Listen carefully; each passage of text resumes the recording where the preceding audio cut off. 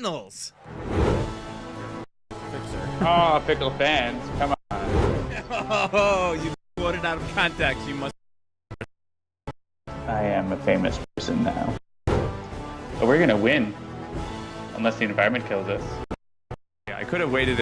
Damage, Grand Warlord boss! I did not. It did. Team.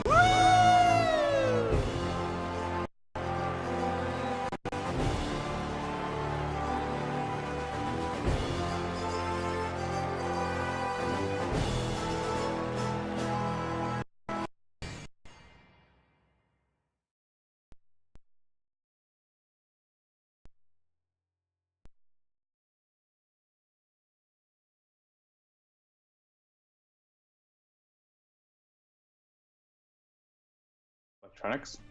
So it's weird feeling too sometimes. European electronics. Okay, so everybody's saying that it's skipping, so we're gonna do some stuff here to see if we can make it not do that. We're here, but I don't know. I might have to go off and come back on again to see if it. Hang on, Handelabra Games. What? Twitch.tv/Handelabra Games. Why did it download a file when I did that? That doesn't seem like kosher. Very exciting. Yeah, it's every browser on this computer. What the heck? I don't understand. I know what they say. Oh, it's fine now? Okay, it must have been just the intro. Yeah, the intro. HandelabraGames.tms. I think I might have a virus or something. Because, like, when I try to, like, scale my thing, the video doesn't scale. It just... Well, you don't need to watch the video. They're watching the video. All right, but I was trying to double check it to make sure that it was actually working on the stream. But since I can't see if it's going to work on the stream, I can't. The chat seems to be happy with it. All right, I can't pop out the chat. The problem, see, this is the problem, John. The video, since it's scaled, it won't actually show me the pause or the mute controls. Go to the direct pop-out link. Yeah, let me go to the pop-out link. Where the heck? Here it is. Twitch. I sent it in Skype. All right, I have loaded it. There it is. Okay. If there was any chat stuff, I might have missed it because I just had to erase my chat to reload the room. So, all right. So, welcome one and all, because it's Tuesday and it's 7-ish, so that means it is time for Sentinels. Sentinels what? Sentinels dead? Sentinels dead. Sentinels dead. Pre-recorded. Yeah, we actually did try that. Twitch has this new thing with pre-recorded stuff where it like goes live at a specific time as if it was streaming. We tried that last week. There were a couple of hiccups. We might try it again. The problem here is that they've actually made it so that if you want to upload something to Twitch, that's the actual only way that you can put it up. So that's kind of goofy. I'm not sure how much we like it, but if we ever need to re-upload an episode, that is the way that we'll do it. You might notice that what is behind me looks slightly different. It's because I've moved all of my computer stuff a little bit. And so now you can actually look behind and see, oh, what's that? That is a whiteboard of us mocking up how we want Oblivion to work on a phone. That is the thing that we were doing as a team somewhat recently. So yeah, thanks for joining us around the digital tabletop while we play Sentinels of the Deadverse. The goal of these streams is to have some fun while showing you how to play the game, as well as covering strategies that can help you win. Handelabra does believe in civil rights for all and being as inclusive as possible. So comments or activity that actively work against that goal are not welcome and will not be tolerated. If you enjoy the show, please do like, share, follow, and subscribe. Click all the buttons, check all the checkboxes, etc., etc. We do have several other shows. Ooh, I need to update my little script here. We've got Dolphins Dive, which is on Thursdays at 6 p.m. Eastern. I believe that is starting for the first time this week. Moving back an hour, so if you're used to watching Dolphins Dive at 7 p.m. Eastern, update your calendar alerts. And then, of course, just pretend it's Dolphins savings time. Dolphin savings time, exactly right. And then on Sundays, we have Tales from the Archive. That is, for the time being at least, currently remaining at 7 p.m. Eastern, as far as we know.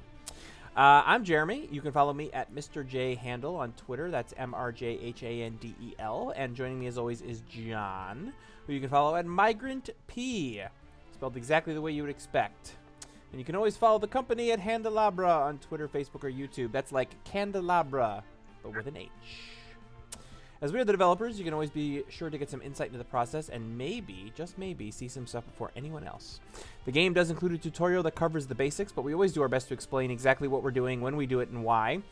John is better at explaining those things than I am. He's very good at explaining what I just did and trying to ask himself why. That is the thing that happens on this show very often.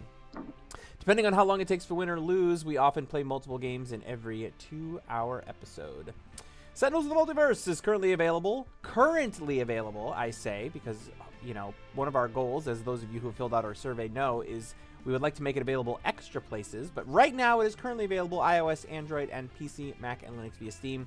And always in good old analog, excuse me, cardboard and ink. Check out sentinelsdigital.com for more info and to download and try the demo absolutely free.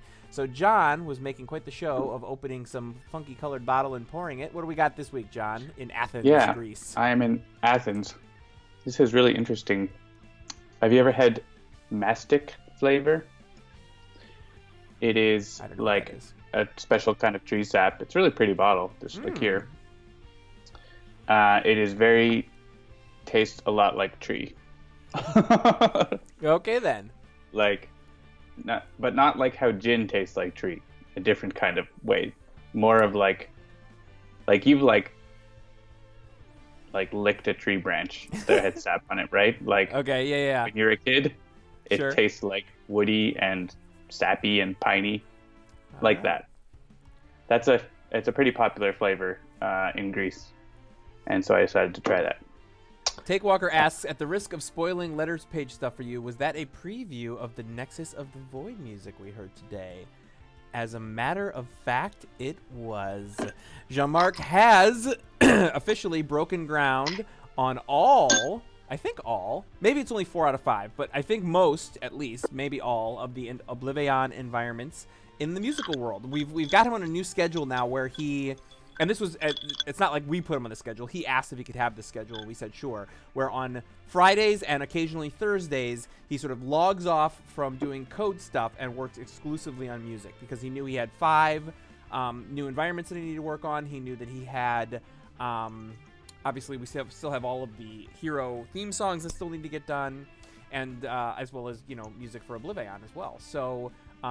he's been working on that, and yes, you did hear a very short preview of the current position of the Nexus of the Void today.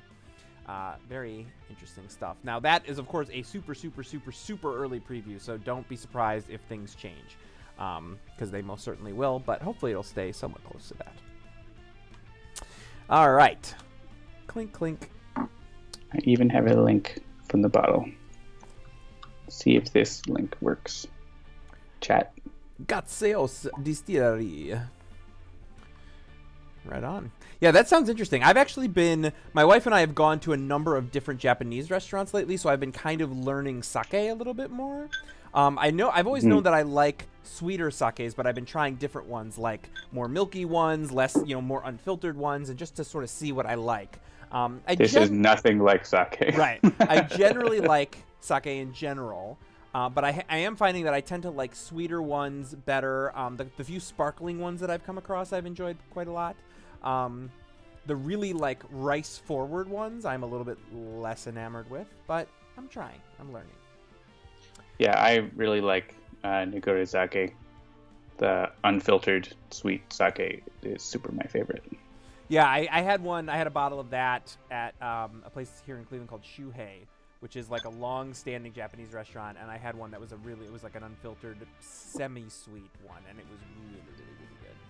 Yeah, it's like just amazing. Nice. Seamus asked, have I tried the Ouzo yet? I have not got a bottle of Ouzo, but I'll have that next week probably. I'm just getting little bottles so I can try different things. This is like, I know, like foreshortening, right? But this is just 200 mils. All right. So, last week I almost suggested it for Game 2, but I ended up not because as a game 2, it could potentially be pretty difficult. But I feel like we haven't played a good Akash'Bhuta game recently, and so I wanted to suggest Akash'Bhuta because we haven't played her in a while. And I thought I would maybe open it up to the chat to see what a good environment match would be for Akash'Bhuta. Now, you weren't here when we played it as like the third match, Ultimate Akash'Bhuta or something. Oh, did you? I think Okay. it was like Halloween or something? Me and Mark and Zach, I think, did that. It was foolish. Did I pop in as a potentially guys maybe that evening? Exactly. Yes, they want an environment with lots of targets. Yeah, so I was going to say the one environment that is a no-go is Silver Gulch, because that was actually, for a long time, that was Paul's standing challenge, was Akash'Bhuta and Silver Gulch. So we're not going to do Silver Gulch, but we can look at what the chat is interested in, and we can maybe look at that. So far we've got 3 votes for Enclave of the Endling, 1 Rook City or Final Wasteland. That was silly. It was very silly, but I think we did, and it was ultimate, so it took forever, but I think we won. I can't remember. Yeah, and so I was thinking, again, that this might be either, maybe not ultimate, but maybe just challenge. This is nice with ice. It's liqueur, so it's really sweet. Cool. Sure.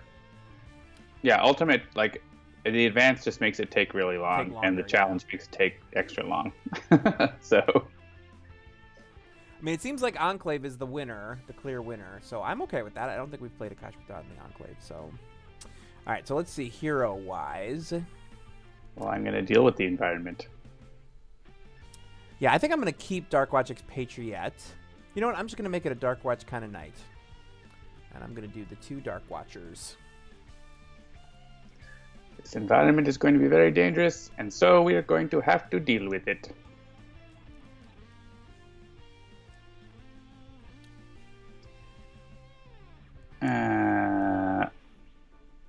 And do I go with Haka as well, just to full cheese? Is there a second option? I don't have a problem with Haka.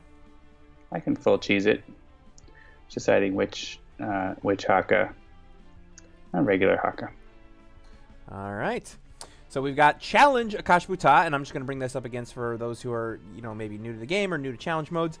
The challenge rules for Akash'Bhuta is that she is immune to environment damage and villain damage. And the reason why this is funky is because one of the sort of standing strategies against Akash'Bhuta is to take out her limbs, because every time you take out a limb, the limb deals her damage. Or she deals herself damage via the limb. I don't remember exactly which it is. But since she's immune to both environment damage and villain damage, that strategy becomes less viable. And so you not only have to deal with the limbs, but also have to attack her directly. So that is what we're looking at with Challenge Akash'Bhuta at the Enclave of the Endlings. And the reason why the Enclave is tricky is because the more targets there are in the environment, the more shenanigans she can get up to. She likes to play with environments. So, she flips when the environment card deck shuffles, and various other things happen. So, the natural order is one of chaos. Flee and fail, you temporary beings. Not one step more. You're in trouble now. I've got my eye on you. Do that? Yes. Okay. All right. Darkwatch Expatriette has got an assault rifle, hair trigger reflexes, another hair trigger reflexes, and unload. I like that opening. We've got an aggression modulator, rebounding defibrillator, Thorathian monolith, and undetectable relinking. And the Mr. Fixer's got a grease gun, grease monkey fist, pipe wrench, riveting crane, and Haka has got an elbow smash, savage mana. I like that. Taeha and vitality surge. So yeah, I think we've got a couple different ways we can go here. So we've got an Arboreal Phalanges begins. And not a terrible opening. I think the way we need to go is to attack Akash'Bhuta. Yes. A whole bunch. She only has 1 limb. Yep, so I'm just going to start off with my assault rifle and hit both of the things.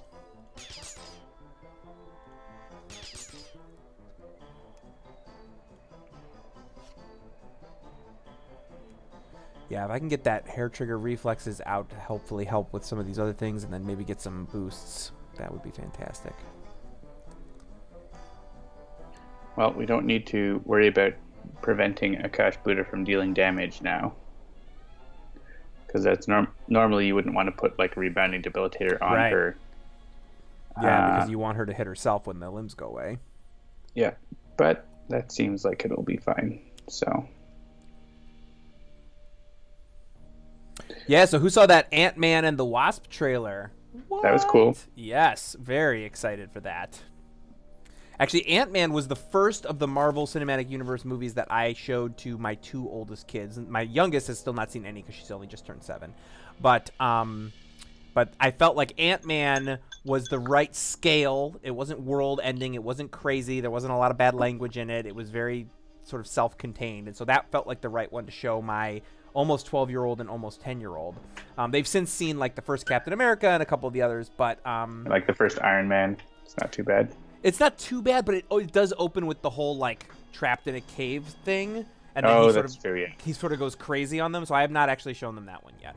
I've shown them the first Captain America, and I've shown them. I'm gonna look at my cards actually real quick before we get back into that, 'cause I'm trying to decide. Do I just want to get rid of something? We don't need irreducible right now.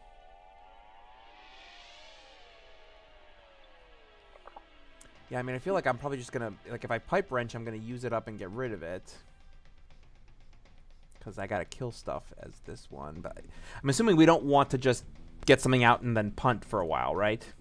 I mean, it is a good strategy. Yeah. For you to play a card and not use your power on the first turn. Yeah, that's what I was thinking. But, man, that means or I have to wait. Why don't you just destroy one of the links? Oh, whatever. So anyway, as I was saying, they have seen the first Guardians of the Galaxy, and they have seen the first Captain America. The problem is that, like, Captain America Winter Soldier, I think, is potentially one of the best Marvel ones, but it's a little bit much for that age group, unfortunately. So they're not seeing him in any sort of, like, order. But I'm trying to decide. I'm going to check all the reviews when they come out and see if Black Panther is going to be good to take them to go see, because I feel like that would be a really good theatrical experience for them. As long as it's not too, over the top. And I think I'm going to take them to see Infinity War, because I think they'll be ready by that time. So. All right, so we got the Phalanges, Brambles. Yes, the environment played a target, which made her play a card. Right. Who wants to get brambled? Yeah, I mean, I could punt again for another turn and get something else out if you've got other things damage-wise you want to do a Skyscraper. She doesn't really too much, so I'm fine for her to get it. Okay.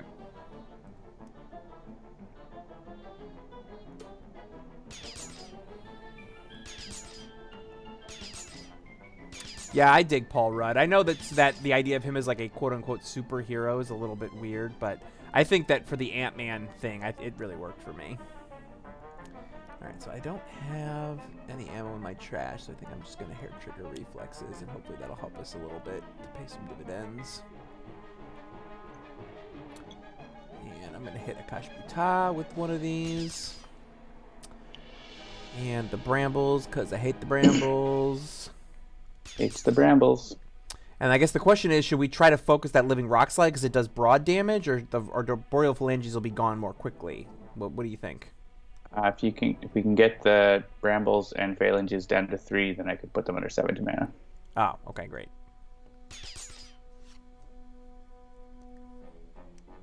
And that seems like a good idea. I guess I could destroy hair trigger reflexes, but I choose not to. Well, I can't deal damage, but I can be a monolith.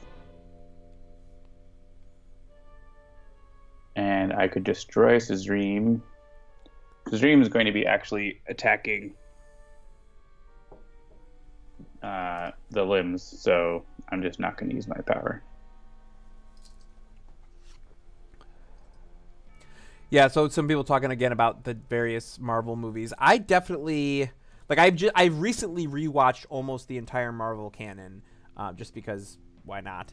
And hang on, looking at my potential card plays.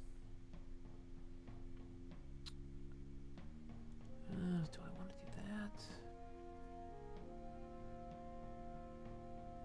Yeah, I mean, I feel like... All right, you said I can destroy links? Yep. All right, so I think I'm going to actually get the driving mantis out. And then I will do this. All right, so...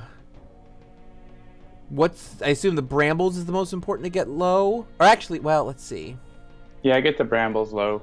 Yeah. So that Haka can get rid of it.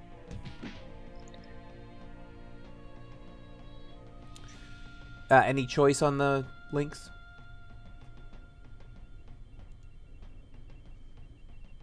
No? I just said the debilitator. Oh, I can't. Sorry.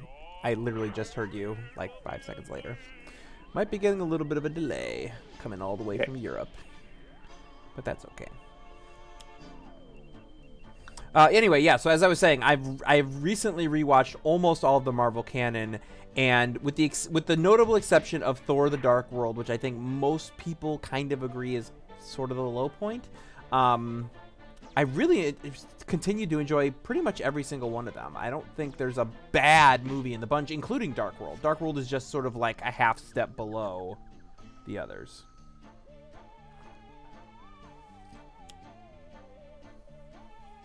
Did you destroy the wrong link? You I sure may did. have. I probably was clicking a thing when I was waiting to hear from you. Whatever. It's all right. That's just your role. Mm-hmm. Yeah, Citizen, I want to be clear. I didn't dislike The Dark World. I just thought that it was less good than a lot of the others. And, and see, like here, so this is where it gets a little funky. Menzer, I had no problem with Iron Man 2. I really enjoyed Iron Man 2. Yeah, I like the Iron Man 2. Iron Man 3, not so much, but... Yeah, I think in the grand scheme of things, I think I probably liked Iron Man 2 better than Iron Man 3.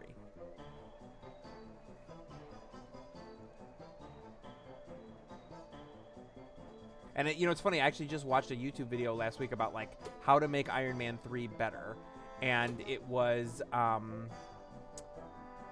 it was very actually it was really well done. But it was the whole idea that like we spent like the last 5 minutes of the movie seeing like 70 different Iron Man suits, and none of them really got to shine. And it was all about like how could we have reworked it so that we could actually focus on a couple of them a little bit more, so it wasn't like, oh, we're gonna throw all these things out and then they're all just gonna disappear. And I agreed with that point of view. I'll see if I can find that YouTube video at some point, maybe tweet it or something, but it was really good, I thought. There go all our ongoing cards.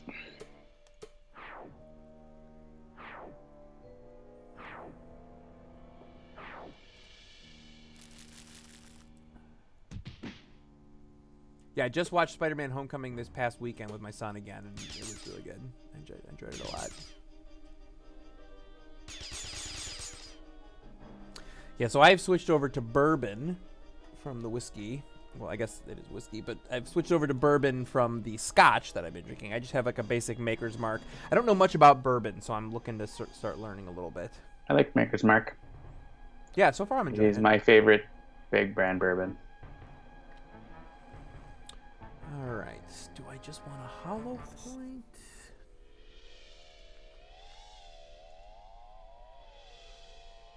Well, my Savage Man is gone, so kill whatever you want. I have Rampage, so I could do that. Yeah, I'm just trying to decide, do I want to get another Hair Trigger Reflexes out now to have it, or should I hollow points for some higher damage right now? I mean, I have speed loading, so if I hollow point now, I can start working on sort of redoing it every turn. All right, so we'll start with Akash.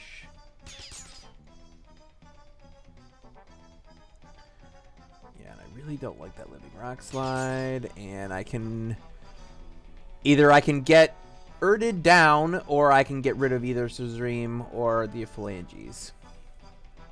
Erded's gonna hit us, so either way. Suzreem hits them, so. Alright, I'll take Erded down.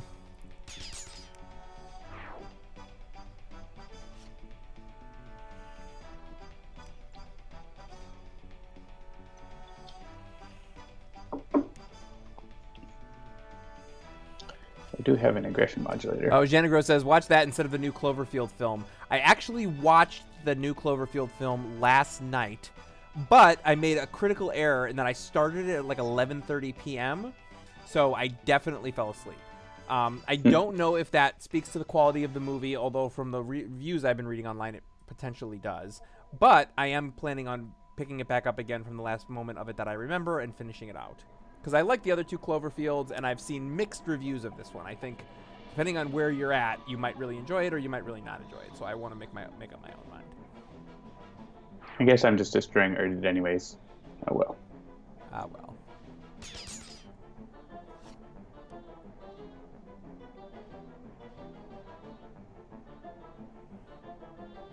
That Entomb is going to go off at the start of the villain turn. So Grease Gun would not be a bad idea. Yeah.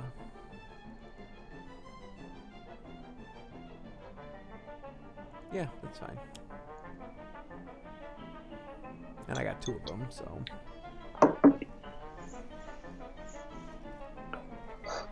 Yeah, so the first Cloverfield, I get it if the, shaky cam made you sick. 10 Cloverfield Lane is absolutely brilliant.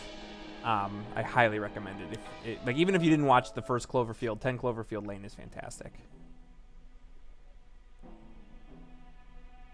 That's the second movie? That's the second movie, yeah. Now there's a third movie on Netflix, right? Yeah, it's called The Cloverfield Paradox. And Janagro says, I made the critical error of not falling asleep. I don't know. I'm going to give it a fair shake. At least I'm going to try to. I really like Cloverfield. I thought it was brilliant. The first one? Yeah. Yeah, no, I loved it. It's actually one of my it's my demo. There's a scene in that, and tell me if you remember this, where like they're walking down a street and all of a sudden a rocket shoots over their head and they find themselves in the middle of a like tank versus Cloverfield monster battle, and then it ends with the guy like falling down the stairs into the subway. Do you remember this scene? Vaguely. Okay. I've only seen it once in theaters, so. Yeah, so that scene is actually my like go-to demo scene for movie theater stuff, because it starts very quiet and very simple with just a little bit of atmospheric noise, and then a rocket flies over your head from the back of the theater and it becomes an abject war scene. And it is such a perfect way to show off a sound system in a theater that it's almost always my go-to. Because you get like 2 minutes of people walking and talking and being confused and shaky cam, and then all of a sudden it's like you're in the middle of a war, and it feels like you're in the middle of the war, and it's fantastic. The Matrix lobby scene is good for that too. Yes, that's another good one. Because there's totally. The bullet casings everywhere, and like there's a lot of surround sound in it. Yeah, and it starts with the boing, like really quiet with just like the metal detector going off, and he's like, "What?" And they have a little compass. Yeah. And that, I mean, it has super bass in the music. So totally. Yep. All right, I vote destroy everything except for Grease Gun. Okay.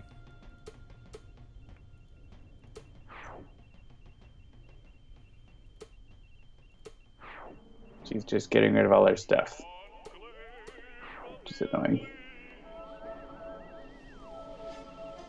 I guess I should have killed that Phalange juice. Oh well. Nope, and there goes Grease Gun. I guess if she plays 2 of those in one turn, there's only so much we can do. Well, Frazat's helping. Oh, Aaron, that's so cute. Isn't that crazy when the kids start doing things? They actually become like sentient beings. It's a crazy experience. I've been there, man. Except if they're greeting the other baby, they're not yet. What I'm saying is they are becoming sentient. Like they're starting to realize that there are things out in the world that they can start to interact with. Ugh, allies of the Earth. She's not flipped yet, right? No. So. No, not yet. Gross.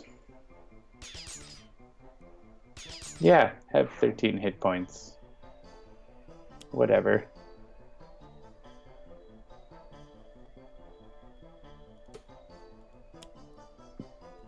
Ugh, another rock slide. Everything was well in hand until she destroyed all our things on the environment turn. Blugo doesn't even get to protect us before he gets killed by... No good. Alright, so I lost all my things. So, yeah, I can't really do anything except for, I guess, hair trigger reflexes and hope for... Hair trigger aim is pretty good. Yeah, hair trigger aim. And then hope I get something else I can play next turn. Like a gun? Nope, another reload. Well, that's fine. I guess launcher would be nice. Yeah.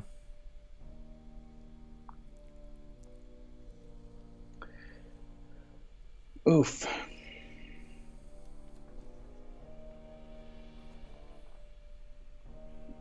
But I don't want to destroy Blue Go, but I should destroy Blue Go. Sorry, Blue Go.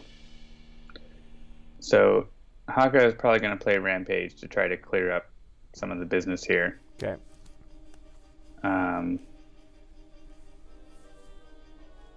So I want to get whatever we can get down to 5 will be good.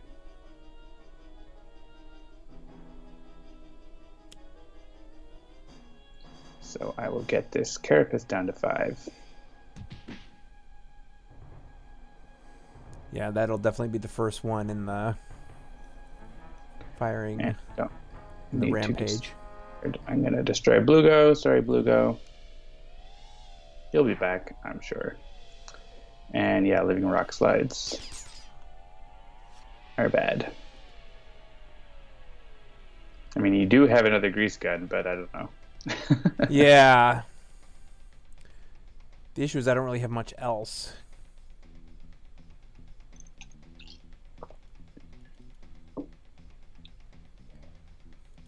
Yeah, I mean, I guess I could... If I grease Monkey Fist... Not Fist... necessarily bad, because she won't destroy it, at least. Did you say Grease Gun? Yeah. Yeah. Like, if I grease Monkey Fist...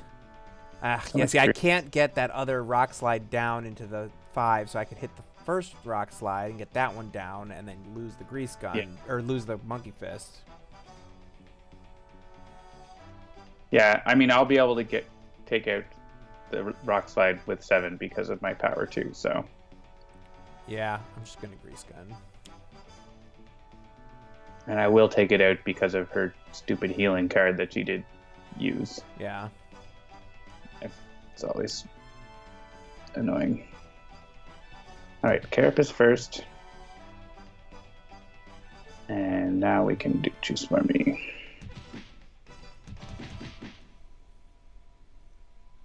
And I hit all my friends. We love you still, Haka.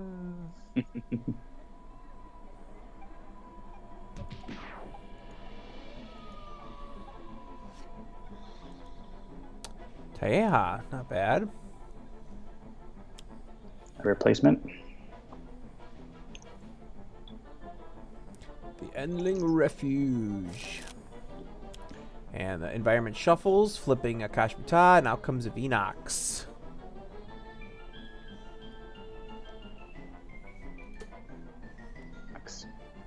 The last. Mobloxian.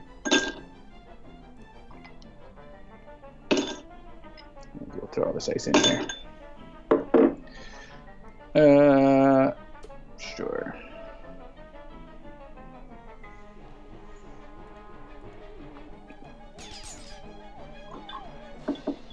Yeah, this is a nice look here. I'm into it.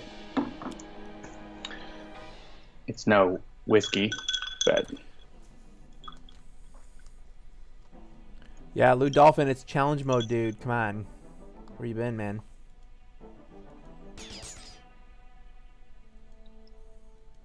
Dolphin is here on Dolphin Standard Time.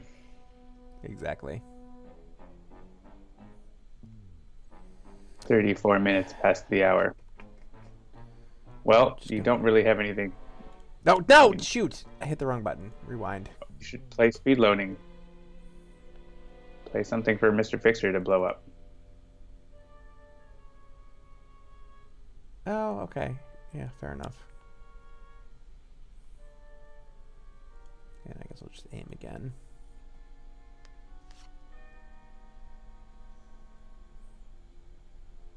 My sound effects are making Menzer. I have no sound effects because mine is... I'm drinking my neat. You're drinking your whiskey through a straw.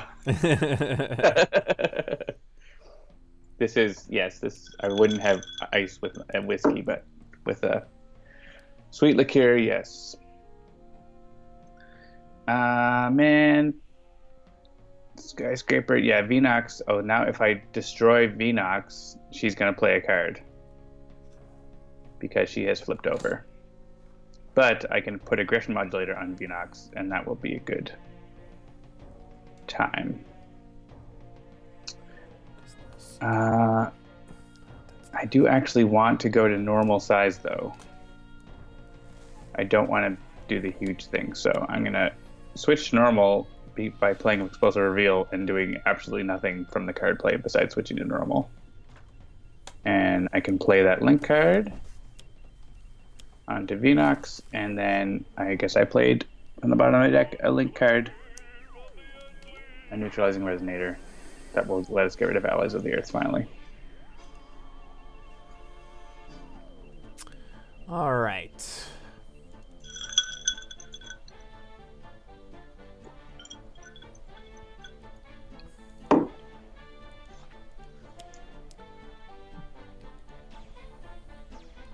Yeah, right. And also do this, and then I'll get rid of that speed loading. All right. What is our number one priority here? Am I trying to whittle that Carapace down so we can get it out of the way, or? No, you can. If you hit the hit the Carapace, and I'll hit the Rock Slide and the Carapace so that Venox can finish them off. Because Venox is going to be doing bonus damage to them and less damage to us.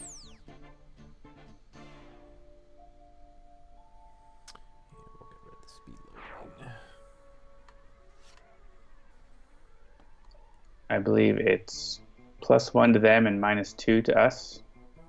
Yeah, so Venox is going to be hitting them for 3, which is good. So I will chip those 2 cards down so Venox will kill them. We will harness the environment for our own purpose. See, I think this is why I like Akash'Bhuta games, because like I like the idea of a somewhat slow burn, despite the fact that, you know, it can sometimes feel almost like a slog. Like games like Iron Legacy, where it's like every single move is like the potential end of the game. Those ones feel too stressful to me. They feel like real-time strategy, whereas this feels like turn-based strategy, I guess. That's a good way to think about it. This is up to you, I guess. It's fine to hurt them, just don't kill them, probably. Right. And don't kill Blugo. Yeah, I'll skip Blugo. Blugo's going to actually defend one of us because... Actually, no, he's going to defend the Phalanx Juice, but that's okay.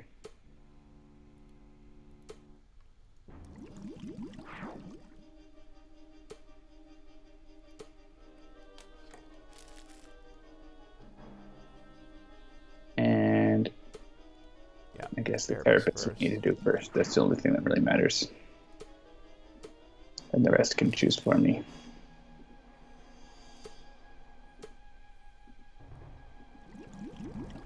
Right, she's immune to damage from environment targets, but her limbs aren't. Primeval Eruption. Blugo, you should save us instead of that thing. So many brambles.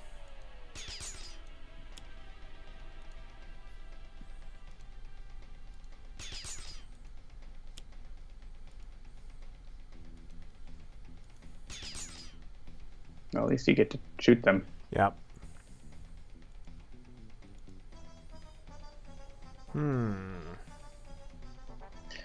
So brambles are going to go after the hero with the lowest. That's going to be Skyscraper no matter what. So Haka can heal more here, so Haka can take this damage.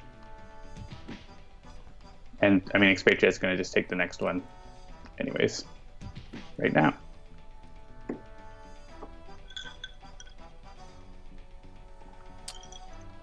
Yeah, let's Arsenal access and see. Well, shock rounds are probably more useful.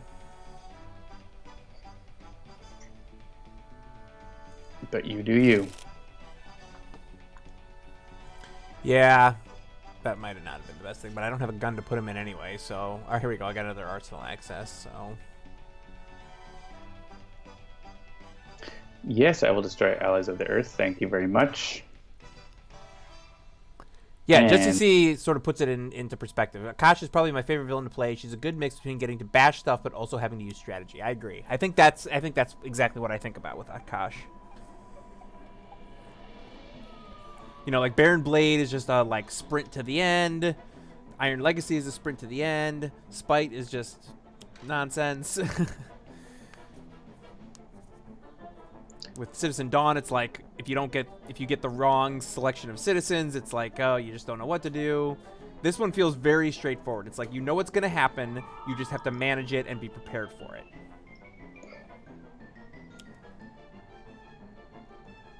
Yeah, and Bonarap says Kargra is basically playing a different game. Wife loves rich villains, but I can't get her to play Kargra. Yeah, because it is such a different... It completely changes the goal of the game. You're not trying to just defeat the villain, you're trying to gain favor, and it's a very different kind of a thing. I really do enjoy Kargra for that reason as well, especially because I think that's one that, like, irrespective of what the field looks like, you can still win in a lot of cases. You know what I mean? There can be 5 villain targets out, and, you know, Kargra sitting pretty with, you know, on her side that doesn't have hit points, and you can still win. It's not a question of, like, oh, we're behind, and, you know, we're all got down to 1 HP. If you can get favor, it doesn't really matter. So, all right, let's see here. Yeah, I guess we'll put the pipe wrench out. And what can I destroy that is not either of those things? Not much.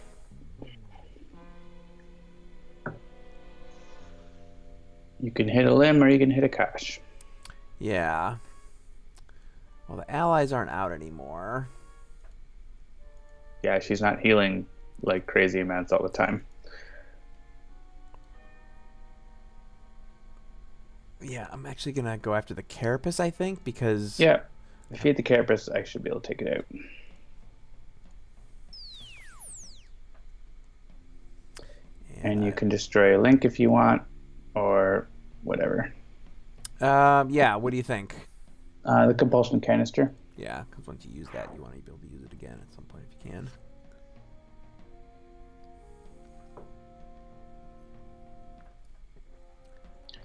All right, I will get some hit points. Draw a card. And I can smash the Carapace. Yeah, Logic Gate says it really well. The interesting thing about Kargra to me is that it's like you're playing a different game, but a regular game of Sentinels is a mini game within that game. Yeah, I think that's a good way to put it. Like you're sort of playing Sentinels while playing this crazy metagame. We have damaged Akash'Bhuta once again. Hooray! We have damaged Akash'Bhuta again! Oh, right in time for Jean-Marc to say, the Enclave of the Endlings!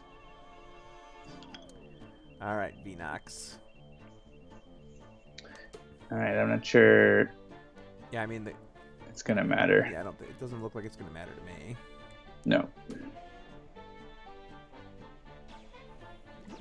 Blue Goat gets hit by Vinox.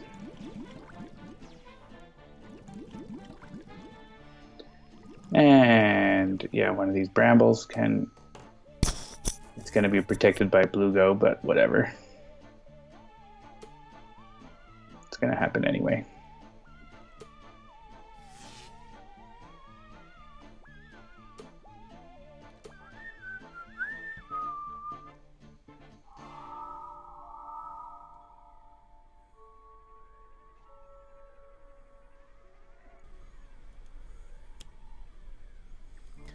More phalanges. She's got so many phalanges! Well, she's going to cycle her deck and then start destroying all her stuff again.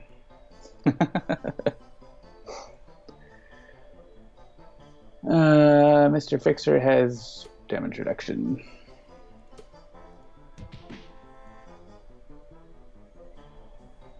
And Skyscraper still can't deal damage.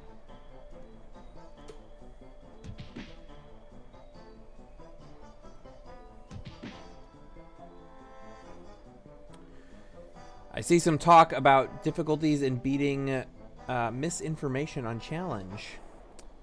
It's pretty difficult. I think I know what game 2 is going to be. Assuming we get through it. Assuming we get through this one and it's not 9 o'clock. All right. It might be 9 o'clock and we're not finished this game yet. Yeah, it might be. All right, yes, we will get Pride into play. No, it seems more likely we'll be dead. We will see. It's early. Yes, I am going to use Pride. What is our best target? Akash? Sure.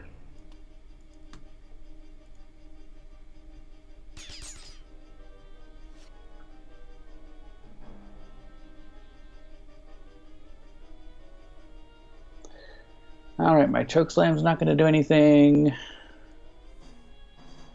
I could undetectably relink, which won't really do anything except switch me to tiny. Yeah, so I'm going to play the microassembler. Does Mr. Fixer want a microassembler to get a jack handle or something? Sure. And I will move a link from my trash to my hand. Yeah, those aggression modulators have been really good, so. And I have to destroy all my link cards. Well, that's the danger of playing the bottom card of your deck. Sometimes you lose all your stuff. And all environment cards, which is going to make her play a whole bunch of cards. Janagro, where are you if it's almost 1? That means so you must great. be in the same time zone as John. Janagro is in the UK, I would guess, being 2 hours earlier than me. Oh, isn't it? Didn't we start at midnight for you?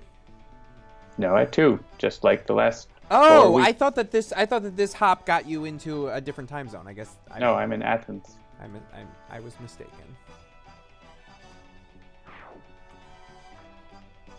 I'll just keep playing top cards of villain decks, destroy all on. Yeah, this is bad. This is real bad. Listen, Sanvar, it was definitely my fault. What's happening here? So good you're jorb. Right. Great jorb. Yes, let's heal all the things. That sounds like a really good plan. Heal all the things, destroy all our stuff. All we need is for her to play a million more limbs. Well, one at a time, that's fine. At least I get to destroy it. Yeah, definitely. Yeah, it healed everything else up, and now we get to destroy it. Thank goodness. She didn't actually get to benefit from that, so maybe I'll get a hit point. That's totally worth it. Good. Great turn, Skyscraper.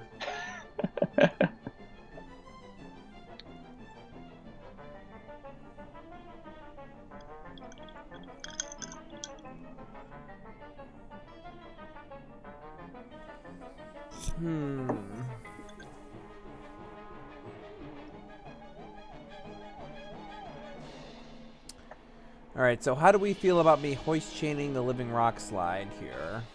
Sure. Yeah, that seems like my best play.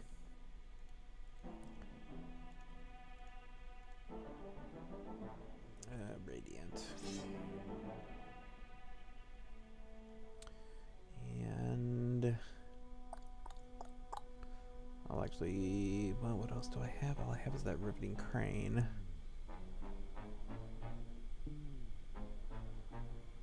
I don't want to destroy any of these cards. Yeah, I'm actually going to get rid of, I guess, the Hoist Chain and hope I get something else. Bloody Knuckles. See, now that's one that I can play and use and destroy. I like that.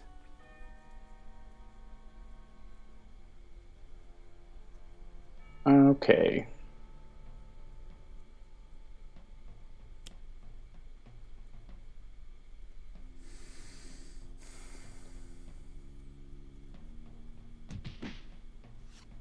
I don't feel good about our chances in this game at this point, but you never know.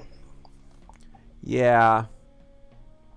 It's definitely starting to get the definitive odor of a lost cause, but that's okay. We will keep going. Challenge mode is not balanced play, if anyone is wondering. Yeah, actually, one of the things that Christopher did say when they were live streaming today is that there are advanced rules and there will be challenge rules for the Oblivion scenario. Oh, there's that primeval eruption. It just didn't come before the villain turn. Yeah, and actually one of the other things he did say about that was that he felt like experienced Sentinels players will likely beat Oblivion more often than they lose on regular rules, but that challenge rules are going to be silly. That is, I think, the exact word that he used, or something along those lines. This game is silly. Yeah. Well, at least the Phalanges are going after Yansa.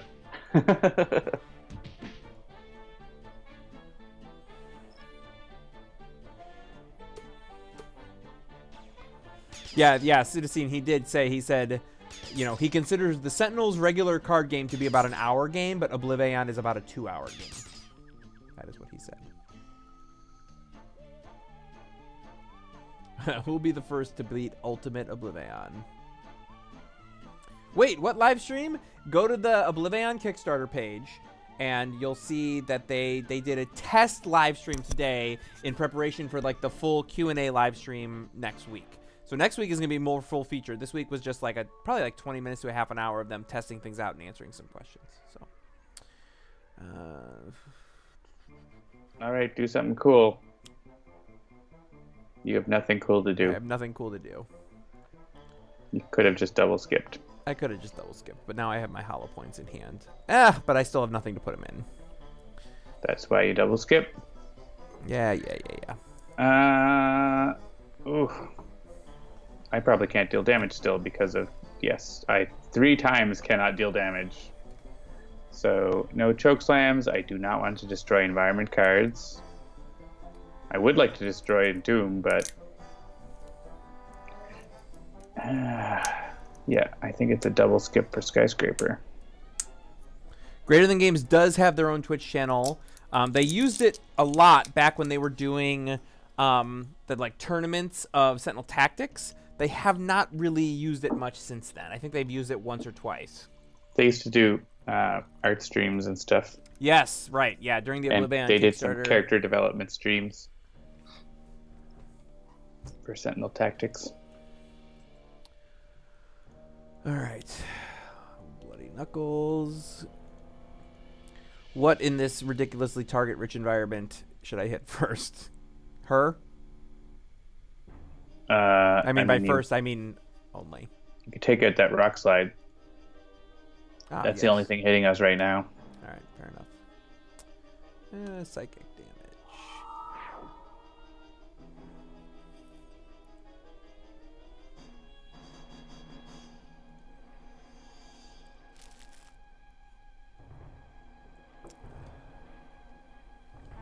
And we'll destroy the Bloody Knuckles.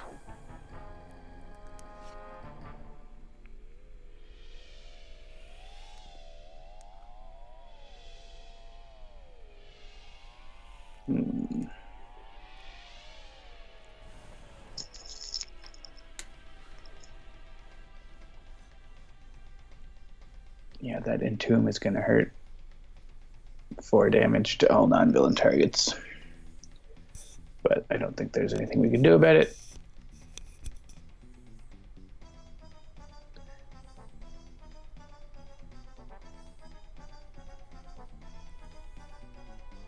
So I'm just going to pile onto one of these. We can't even get through to her right now, so we have to get rid of these carapaces. Yeah, Takewalker says the true spoilers will come from the graded rollout of Oblivion. Yeah, the issue with Oblivion shipping, as you know, Christopher mentioned in the brief update today, is that like they're going to start getting crates in I guess the beginning of May, but it's going to take them at least May, June, and potentially some of July to actually get them out, because every time a crate comes in, they've got to like then wrap it and ship it out, and they just don't have. And by crate you mean cargo container. Cargo container, right? Yes. Every time one of those comes in, like they don't actually have enough warehouse space to get the entire Oblivion shipment in at one time, and so they're going to be. It's going to be coming in phases. Stop basically. damaging the environment when she plays cards when environment targets are destroyed. Okay. Please.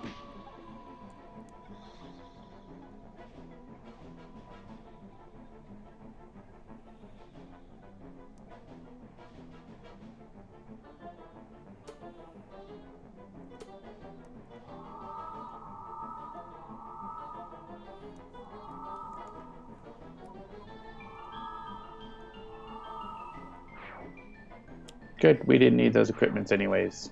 Watch it, Lewd Dolphin. Not that you're not wrong, but... Hey, they get all full hit points again. They're all better. Yeah, I didn't do that. That is just the thing that happened.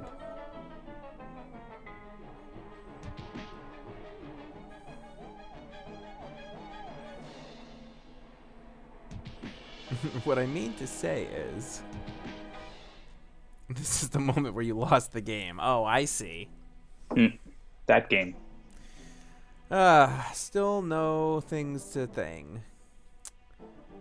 I don't even think I had. Is there any? Yeah, no ammo in my trash. You know what I'm gonna do, John? I'm gonna skip. Good plan. Someone once told me that was a good idea. All right, more ammo and more ammo. Look at me, I'm lousy with ammo. Maybe the next card was a gun, and you would have gotten it if last turn you'd skipped. Yeah, maybe. Could be. Could be. I still can't deal damage, like, every day.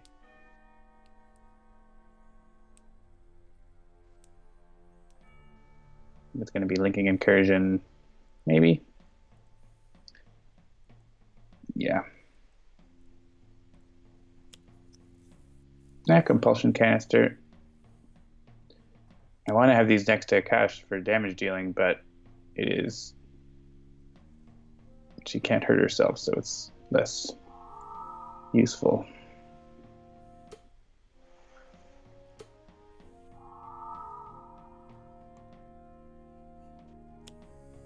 There can go. Yeah, Jesse C says, Also, chuck the bullets at their eyes. It'll still hurt. Yeah, I should just start throwing these into the ammunition, and maybe that'll get the job done. And I'm going to switch back to normal.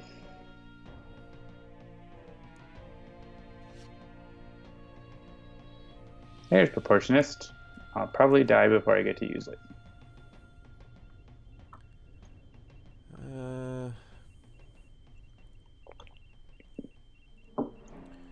Yep, looking like another skip situation. Or you could attack, but you have to blow up someone's thing. Yeah. Well, the only thing to blow up is either hair trigger reflexes. Oh, actually, yeah, I guess. Yeah, there's the hyperstimulator. Or Grease Monkey Fist. Yeah, Grease Monkey Fist. Yeah, you can blow up that link if you want.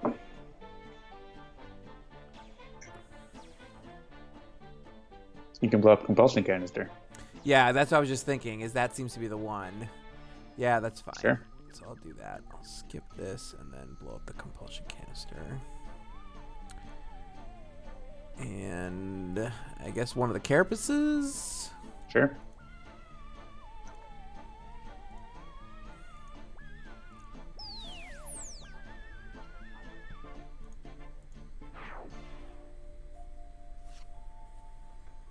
Yeah, Expat is rummaging desperately for that half-off coupon at Crazy Al's Gun Depot.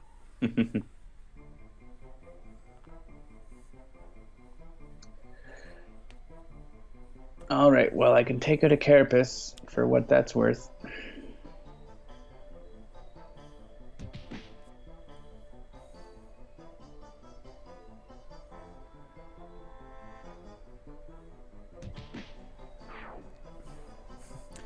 The limbs start coming and they don't start coming. Back to the deck and you hit the cards running. Good times.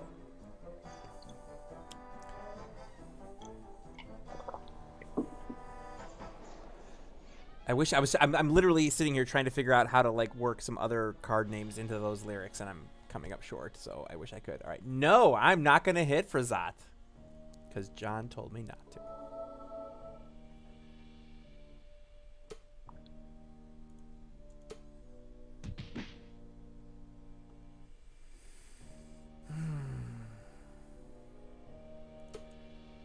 I'll take it. Expatriette's doing less useful things right now. Yeah, she doesn't have a single gun to her name.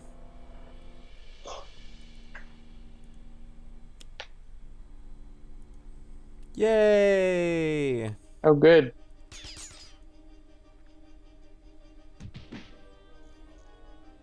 All right, we're choosing Expatriette if she's now dealing damage.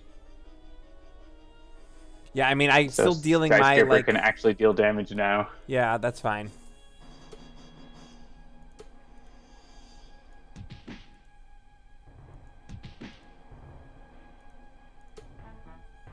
Akash'Bhuta is pretty efficiently killing Yatsufitaro. It's kind of weird. Yep, 2 damage to everything.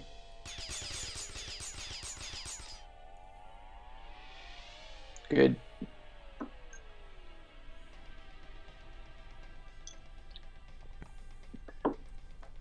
Oh, so 2 quick show notes that I don't think I mentioned at the top of the show, but now that we're an hour in, I feel like I can mention them. Tomorrow, probably 1 p.m. Eastern, but check our Twitter and our Facebook. I will be playing One Deck Dungeon, the current build of One Deck Dungeon, which is getting so close to being ready to actually go out in early access. So I'll be playing that. So if you're interested in some One Deck Dungeon, do subscribe, check out all of our things, because I'm going to be streaming that live tomorrow. So rather than have it be like a little piece of this stream, we decided to just do a full hour to 2 hours of me playing that game tomorrow and talking about it and, you know, just letting you take a look at where the current state of it. And then next week, Tuesday night, 7 p.m. Eastern, there won't be a Sentinels live, but there will be something. What could it be? You'll just have to check it out next week to find out. I played your turn because you were busy talking. That's fine. I was doing content marketing.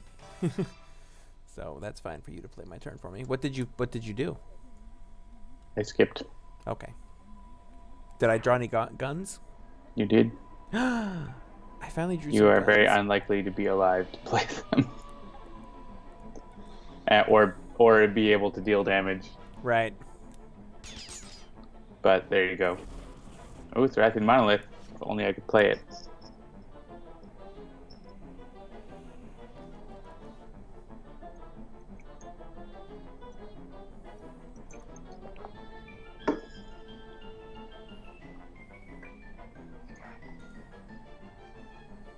It's your turn. I know. I'm looking at my cards.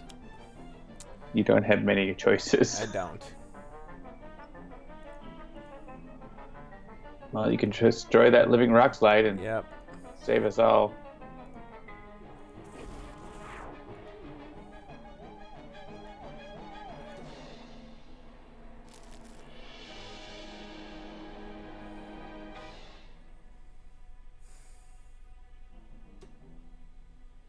Yeah.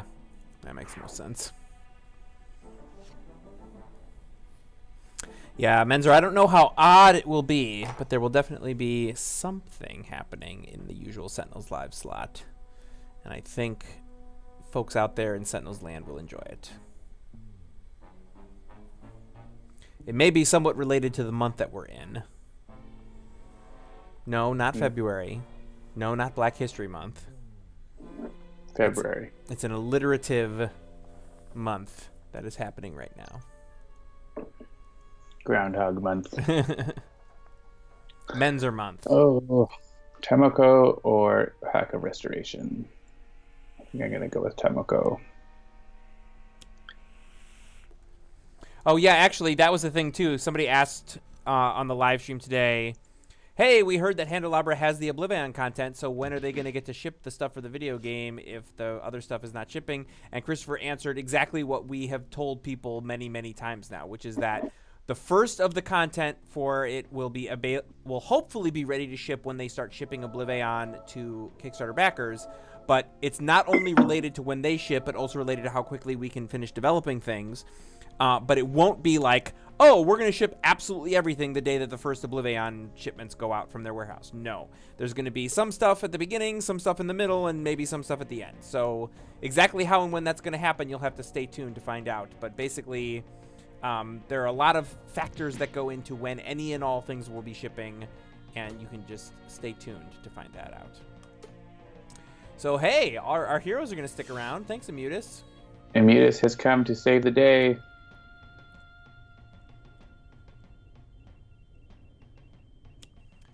Oh, stream the physical copy that we have. Yeah, we do not have a physical copy.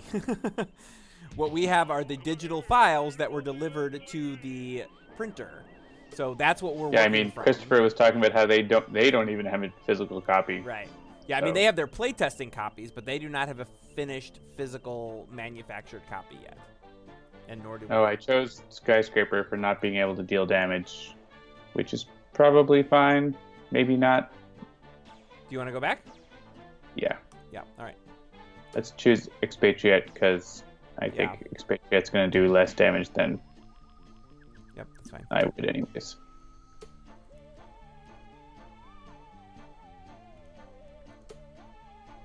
Yeah, it's going to be Sentinels dead next week, as we mentioned earlier.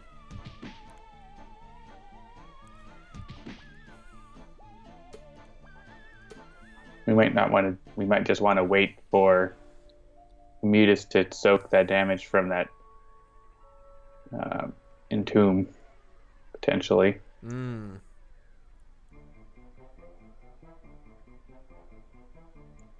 Well, you can start getting your guns played. Yeah, I was going to say, like, I can assault rifle. Just in time for her to destroy it. Yeah, is she going to destroy it right away? Well, she has 7 cards in her deck, and one of them... Oh, wait. No, the ones that destroy equipment are in your trash. I think. So, do it. Yeah, let's see. Fingers crossed. Next turn, big damage event. Except for the brambles. Yeah, so here's the thing. So how much will Immutus save us? Entomb is going to do 4 damage to all non-villain targets, and that's all going to go to Immutus. And there are 7 non-villain targets, so that's going to destroy Immutus right there. And then the villain targets are going to go and do stuff. So I guess we can hold off for 1 turn and try to get set up enough to go crazy the following turn. How does that sound? I'm on board. I love this plan. I'm excited to be a part of it. Good. Then I would like to give a microassembler to Mr. Fixer so you can get a jack handle or something. Okay. Because I think that's going to be good. And I'm not going to play the bottom card of my deck. Are there any... There's only 1 link card in play. Yeah, so I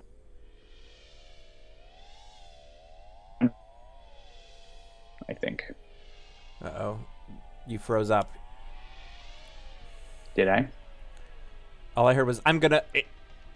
I think.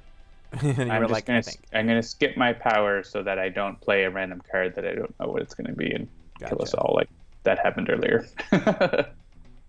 Oh! Logic 8 says, and sometimes you want to follow a solo issue. Solo? What did everybody think of the Solo trailer that happened, teaser-wise during the Super Bowl, and then a full trailer the day after? I am tempted disposable cup related? It is Han Solo Star Wars story related. I know that was a joke. That was a joke, Jeremy. Yes, it was Red College Party Cup related. But yeah, what did everybody think? I gotta say, knowing the history of that movie, I'm a little skeptical. Yes, they did a good job casting Lando. Absolutely. Definitely looking forward to that. All right, let's see. It seemed fine to me, but I don't really have any skin in the game. Yeah, I mean, I'm sure I'm gonna watch it. I'm excited to see the like Millennium Falcon in all her like original right off the line glory. Like, I think that's exciting to me more than probably any of the other stuff in the movie. All right, so yeah, let's see. Microassembler is gonna let me discard one of those riveting cranes and get my thing. So like, does it even matter if I play? I would just skip here. Yeah, I don't think there's anything for me to play here. So I will discard one of these riveting cranes. Well, yeah. I mean, I don't know if there's any reason not to. Yes.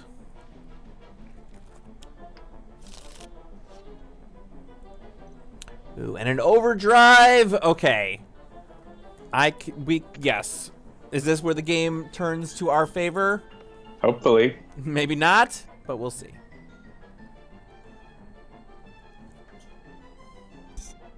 All right, the environment is going to reshuffle, which is good, which means he's not going to play extra cards when the environment destroys things. He is going to play a card probably when the environment plays a card on its turn.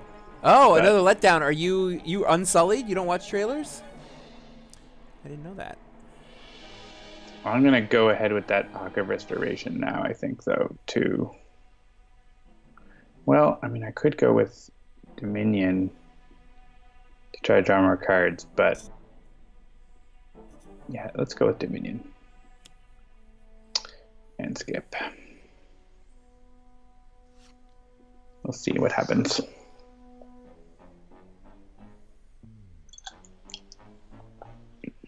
Yeah, so right, if we're talking new Star Wars, I thought 7 was good. I thought Rogue One was good. I thought 8 was amazing. Ah, Primeval Eruption. Yeah.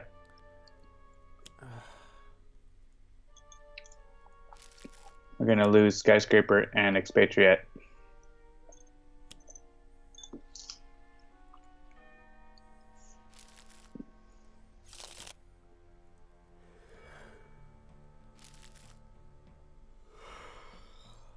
And Haka. Well, not Haka, maybe. It's gonna be bad. 17th Lord says Immutus.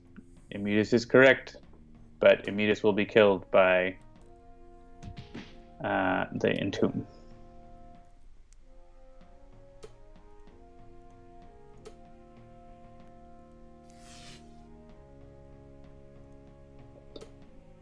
He's killed by all these environment targets first.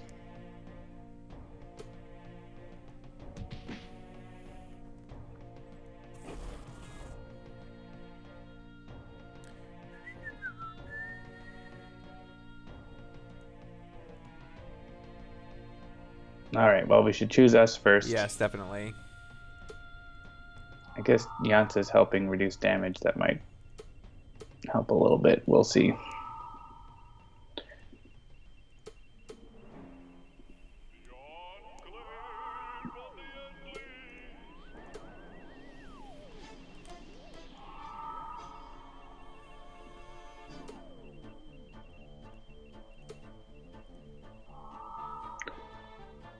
It will save a couple.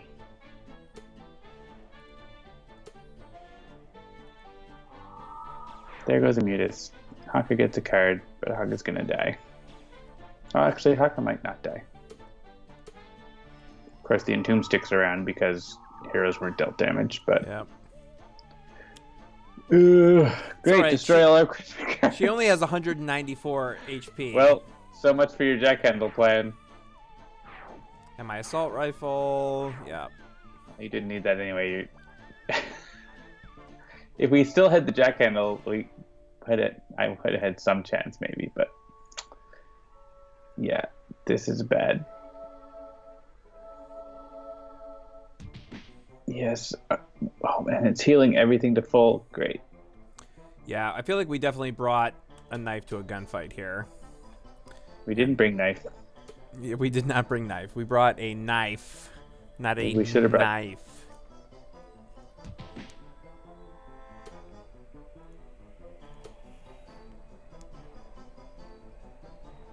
And here goes 2 of the heroes.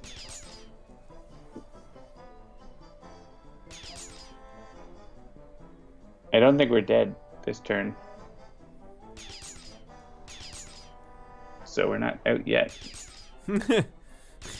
Some of the talk about SpaceX in the chat.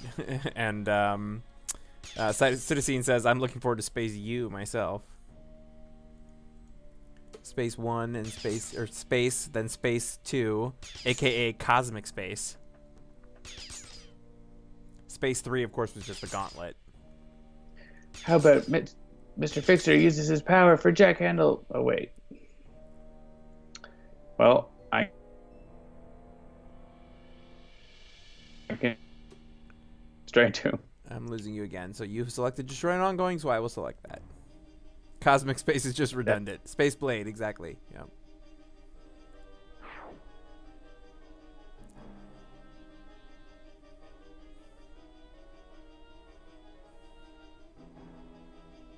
Skyscraper looks like she has Jerry on top of her head.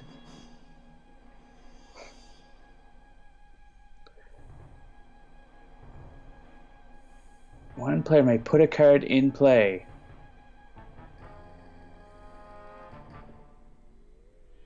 Do we have a you win the game card? All villain targets and ongoings and equipment cards are destroyed. You instantly win. Yeah. That, unless you're playing the Dreamer. That seems like a good plan. Yeah. I don't know. Haka can heal. So Haka can play Vitality Surge.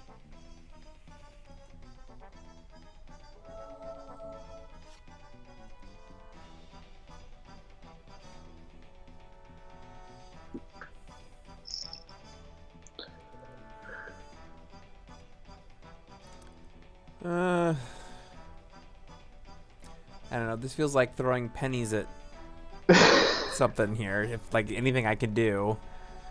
Let's see. You could hoist chain a living rock slide. Yeah, that's what I was just looking at. I think that's what I'm gonna do. No, not a carapace. As soon as we're down to 1 hero, then the brambles get them, and it's like. Yeah, and then it's just like, what are you gonna do? So we're not long for the world here. Destroy your own cards. Don't destroy Haka's. Mr. Fixer is dead. Dead man walking. In more ways than one. Yeah, throwing rocks at a mountain. Exactly right, Bluey.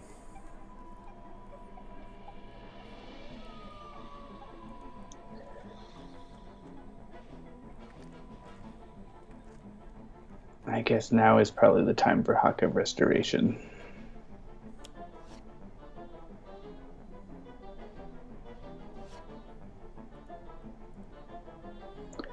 See if we can survive a little longer.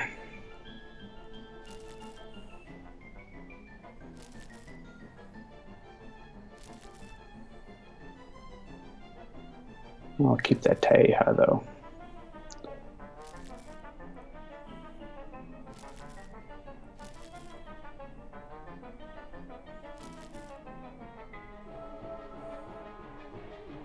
Haka's like, I'm fine. What's your guys' problem? Yeah, Haka's like, I'm fine. There's only 2 of me across all the multiverses. I'll be alright. Don't worry about me. These carapaces just make it impossible to even get to. Yeah, the brambles are gonna. I should have hit the brambles, I guess. But even then, there's 3 of them. Just like we stopped hitting them because there's too many. Oh, good. It just plays a whole bunch of more cards. Yeah, I don't know. Have we ever had a stream where she had every single limb out at the same time? It's certainly possible. Throwing everything here.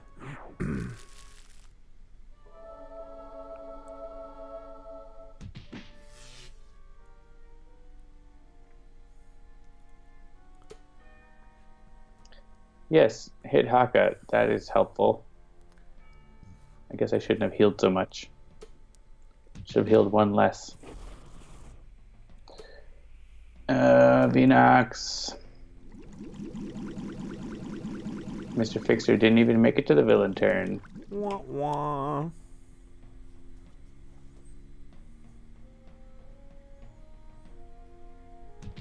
Yes, just destroy all my things.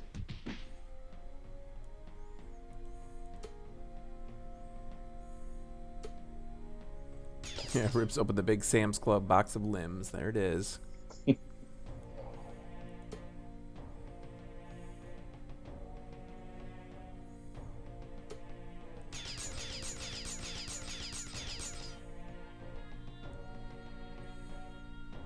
Well, we get another turn. Haka could use the power, I guess.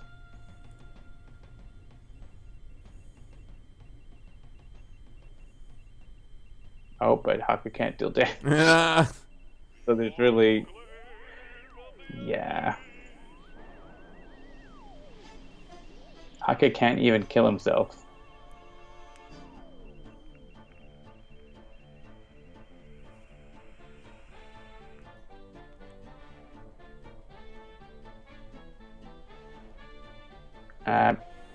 Just skip.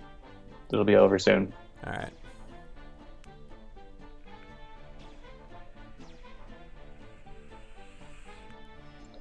There's Haka can't deal damage and basically won't be able to deal damage.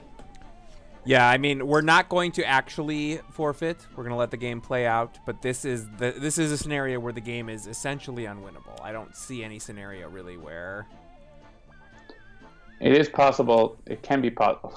Destroy all environment cards. It's not helping. We need the environment to destroy the brambles, right? Like that's the only real way to.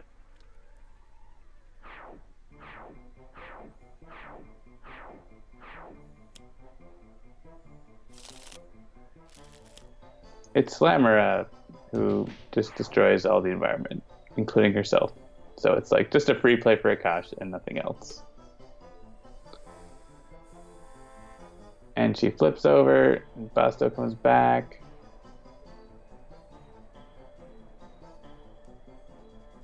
And yeah, and Ingratitude and Tomb. Yeah. I think the turn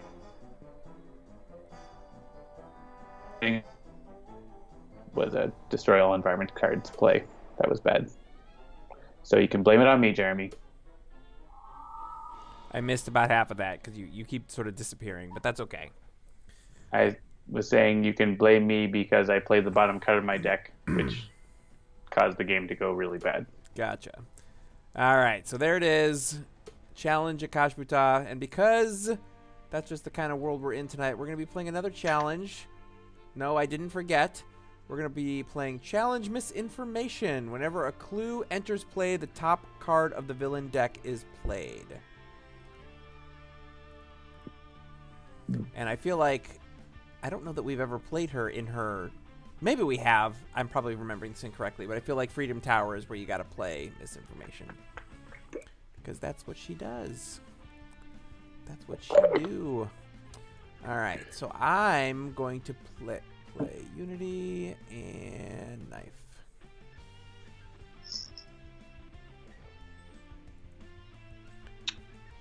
Okay.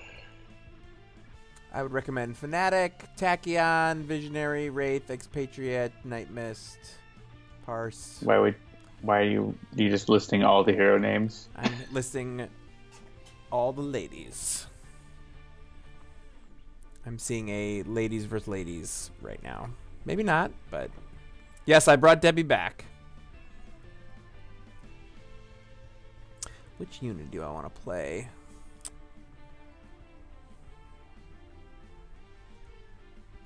Yeah, I mean, I guess Misinformation. I do really dig Termi-Nation. I think I'm going to stick with Termi-Nation. But I'm going to stay with regular for the other. All right. Boom. All right. So Misinformation. First of all, oh, wait, where'd she go? Let's bring her up so that everybody understands what's going on here. So we got, at the start of the game, misinformation enters play. Demure office worker side up. Cards are revealed from the top of the villain deck until one diversion card is revealed. On this side, you'll notice she has no hit points. You cannot deal anything to misinformation until she flips. And she becomes the revealed saboteur. We're playing challenge. So whenever a clue comes out, the top card of the villain deck is played. She flips when, what is it, X number of clues or something? I can't remember. Clues revealed. It's H-2, I think. H-1 or more clues are in play. H-1. There we go. All right. Base Unity, Depressing Unity, or Mod Hair Unity. Yes, we're playing Mod Hair. What's that? Oh, don't mind me. I'm here to help you, heroes. Time to build some friends to help out. You can never have enough friends, right? That was my, like, young intern voice. All right, Unity opens with Brainstorm, Flash Forge, Robot Reclamation, and Volatile Parts. Dark Visionary's got a Cerebral Hemorrhage, a couple of Mind Spikes, and a Telekinetic Cocoon. Knife, has got a Brain Burn, Incidental Contact, Overcharged Null Shield, and Wrecking Uppercut. And Parse has got Between the Lines, Impossible Shot, Syntactic Analysis, and Targeting Arrow. Great, all sorts of damage cards that I don't want. That we can't use right now, yeah. I mean, we can damage the diversions, but... Alright, so what doesn't kill you? Another what doesn't kill you. That's good. More clues. Yeah. Threat, quote-unquote, to the president. The problem is her challenge mode is still on our other side. Mm-hmm. That's what makes it really difficult.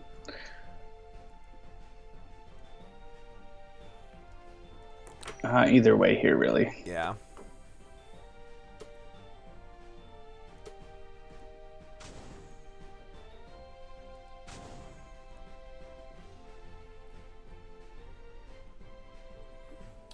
All right. Yeah, given what's happening here, do I want to just go for... do I want to go for that, or I'm gonna... Yeah, I'm just gonna brainstorm here. All right, so I got a B-Bot, Inspired Repair. I'll hit that old lady in the streets, and that'll be good. No golems in play, no golems in trash, but I do get to draw an extra card, so I got a Turd Bot and another B-Bot. I like it.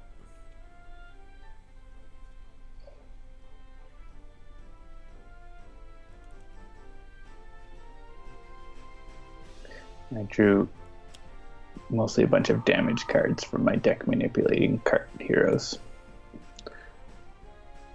Let's see what misinformation has on top.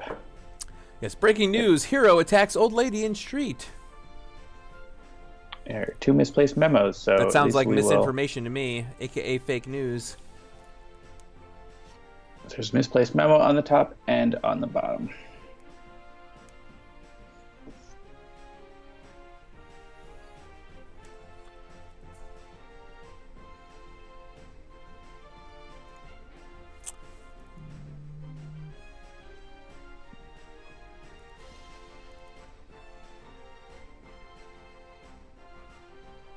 How do we feel about discarding the top card of her deck? Do not do that. Do not do that? Okay. Alright, then I will just overcharge Null Shield.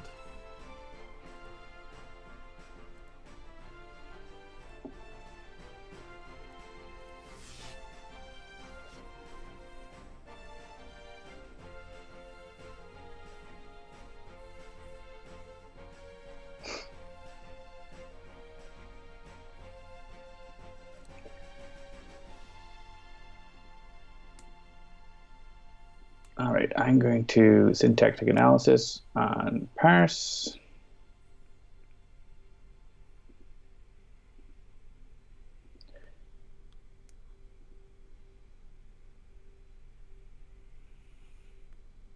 Now I can play Gauge, and I'm going to discard data mining because I don't want to use it.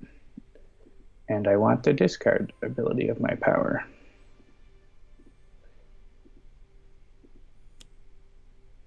Hey, quick calculation. That's good. Quick decision.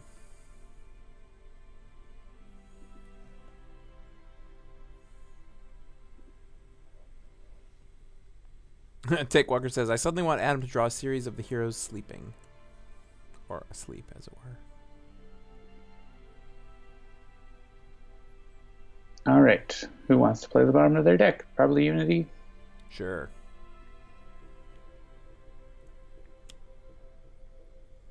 Ooh, interesting. That's good. It'll take one of the points from Old Lady.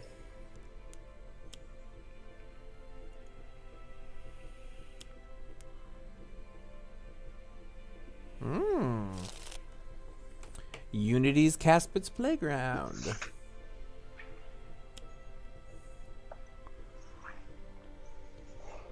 All right, we have enough clues. But you won't flip until the next turn. Turn. So many diversions. So many diversions.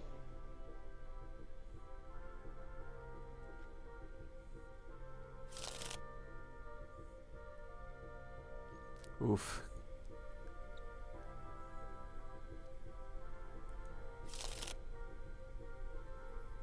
Well, that's a little too many clues for my preference. Yeah. My goodness. We can destroy some of them. Potentially. Okay, you can stop now. This is why the challenge is ridiculous. Oh my goodness. You thought you had enough clues, you were wrong. Oh man, and an isolated hero? Ugh. Maybe Knife. Yeah, sure. At least she can incidental contact and not hit us. Discard their hand. Each player must discard their hand or destroy all their cards. Well, we don't have a lot of cards in play, so... Yeah. I mean, everyone can choose. Sure. Yeah, I'll destroy. Oh, crap! I hit the wrong button. Ah! We're not going back. Yeah, we would have to go through all that. That's fine. Whatever. Ugh. I just clicked on the first thing that said all your cards, and it was wrong. It was the wrong one. I'm an idiot. What did you do? Yes, everybody make fun of Jeremy for clicking the wrong button.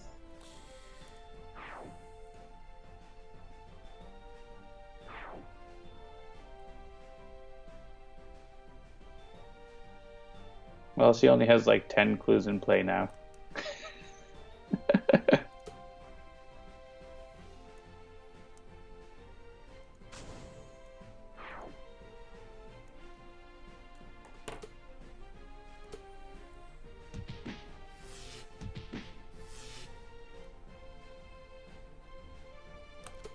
Oof, yeah. Yep. Those pluses are bad, but we can hopefully we can get some ongoing destruction and get rid of those quickly.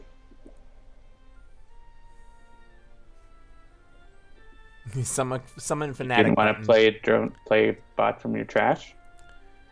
I did not. I just did the thing that I was going to do. All right.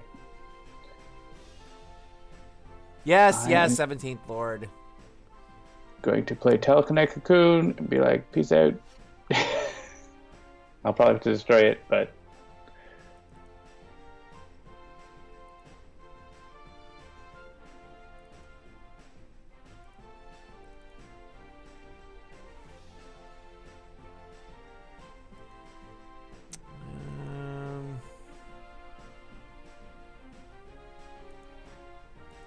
Yeah, like it would have been really good to have one of the V-bots, but...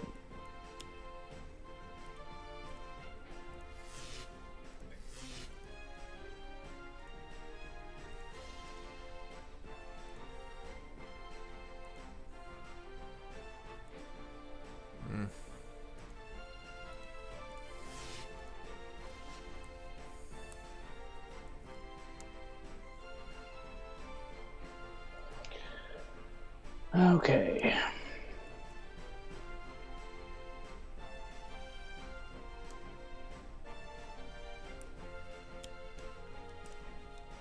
Let's see what the top of the villain deck has.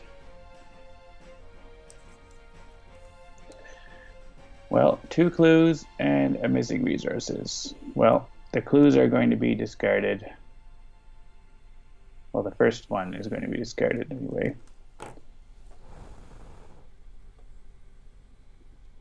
And we'll put missing resources on top.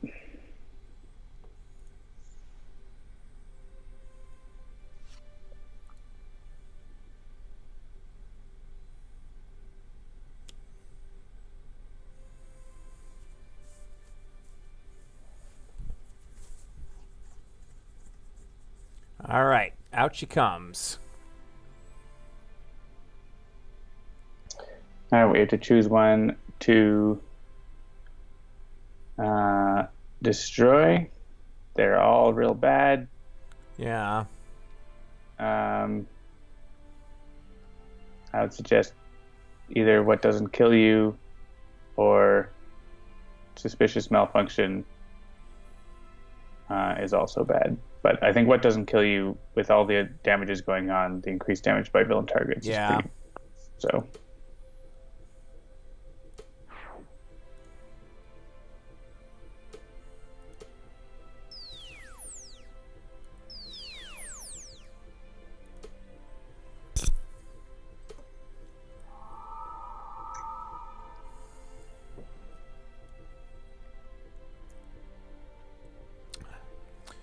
Discard their hand. Say Unity. Yeah, Unity. And then use your power, which is real good for Disunity with discarding your cards. There you go. Each player may discard any number of their cards. So I think we can do that.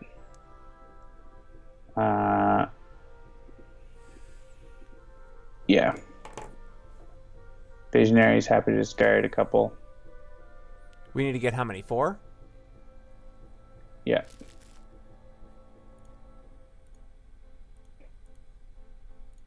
Three. So actually I can just discard 4. Okay. And then no one else.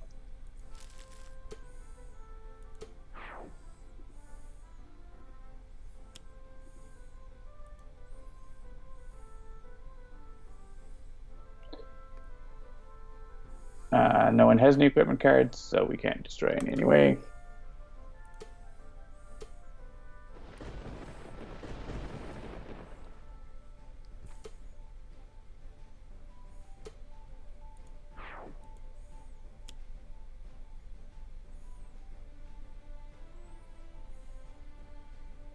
How about Unity? It might be a card that no one has.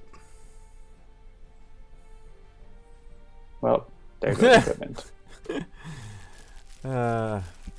Or, yeah. Oh, yeah. And yeah, Akash'Bhuta Playground, right. Ugh. Well, what are you going to do? I didn't want to destroy my cards anyway. We're just all going to die.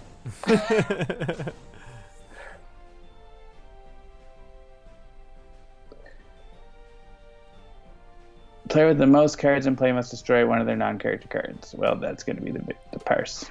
The Parse.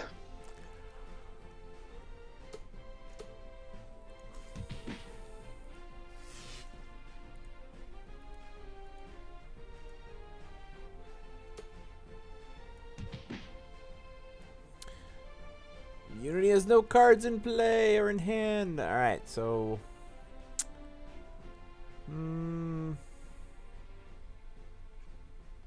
B-bot, please. Yeah.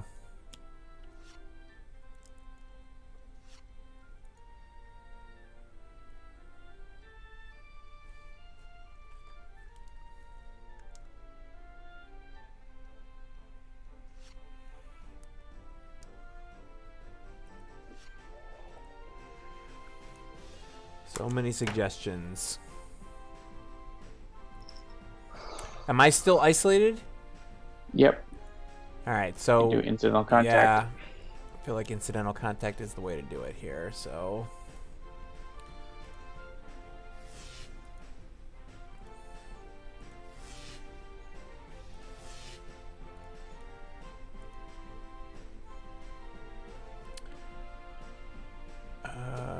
Yeah, no.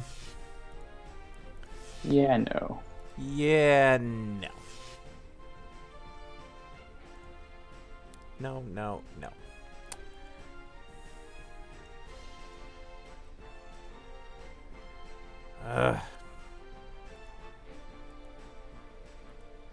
You can hit one of the lowest ones. We'll just say no. Yeah, which one is more important, you think? I don't know.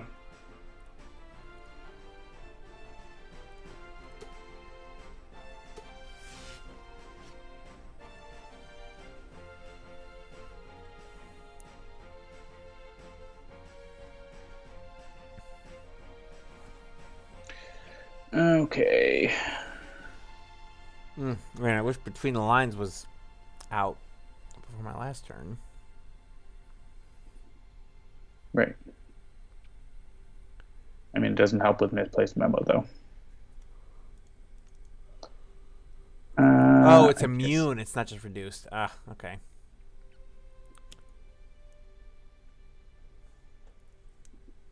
Yeah, if I shoot misinformation, she will kill me, so...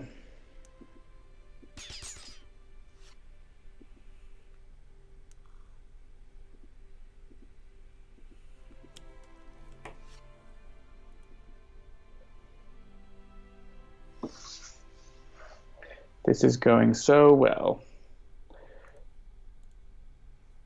I don't think we need to destroy an environment card. Really.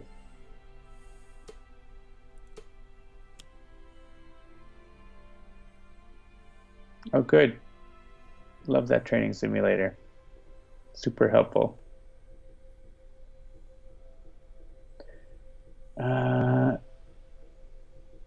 Bleep. Bleep. Bleep. Bleep. Bleep.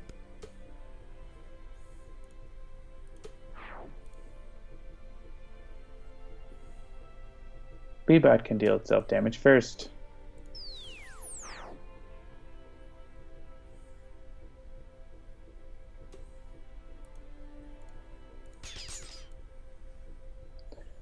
And we can get rid of another clue. Like the one that will move a diversion into play.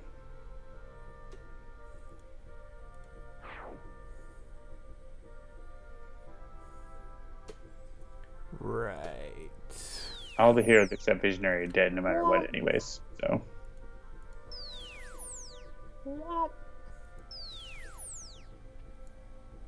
We just have the Visionary will hopefully survive.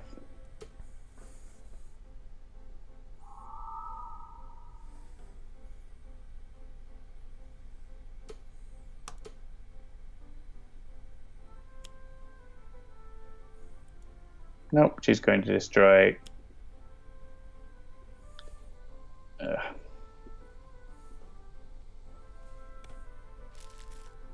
She's going to destroy the cocoon, but that will be at the end of the villain turn. So, oh no, it was sooner. There was another destroy effect.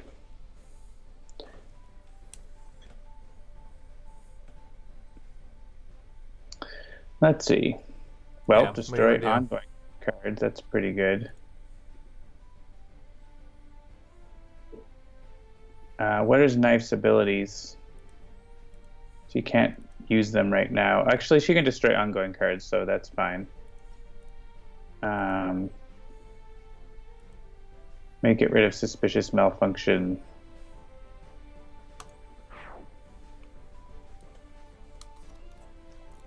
And I can play Suggestion, I guess, because I love all of her cards.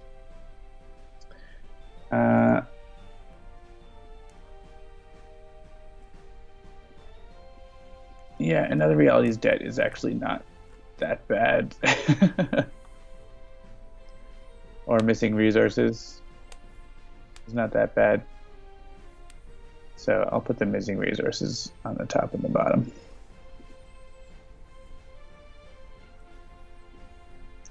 And let's look at the Visionaries deck. Great, 2 cards I don't want.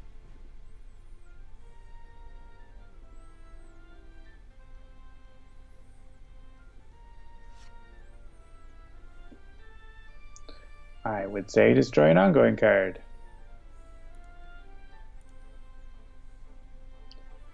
And maybe misplaced memo, probably. Yeah, that would make the Visionary hit herself. And wow, we sure have lots of destroy ongoing card effects on this team for incapacitated. That's pretty good.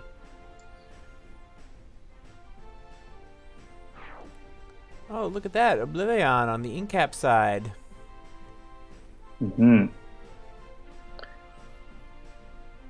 Oh, does the Visionary want to discard her hand? Her hand doesn't really have what I want, and I do want to get rid of that training simulator because that's just going to pull out. Well, it's not going to pull out anything this turn, so alright. Skip.